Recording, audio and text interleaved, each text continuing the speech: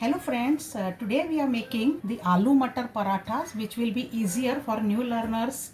So this will be very simple and they are so soft and melt in mouth parathas. Just see how to make this. At first in the grinding jar I am taking few chopped ginger, 6 to 7 green chilies. They are medium hot. You can adjust the quantity as per the liking, and 1 cup of fresh shelled green peas. I'll grind these into a coarse paste. This is ground.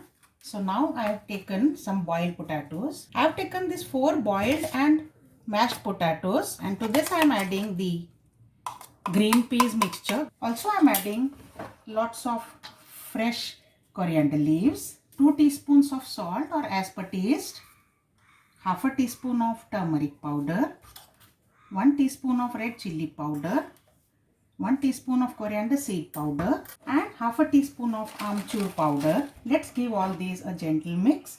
I am also adding half a teaspoon of garam masala. Let's give these a gentle mix. To this I am adding 2 cups of wheat flour and mix this. Do not rush to add water. Try to knead the flour with the juices from the vegetables. I could knead these without adding any water. Now you can add water if required, or if this becomes loose you can add some flour also, dry flour, but it should be a soft dough. And now let's start making paratha. No need to rest this dough, otherwise it will go on becoming more sticky. I have made 8 to 9 balls out of these. So make slightly larger balls than our normal paratha, but do not make very thin of this. Now I'll take one of the balls and let's start rolling. Roll the dough ball into dry flour and roll this gently.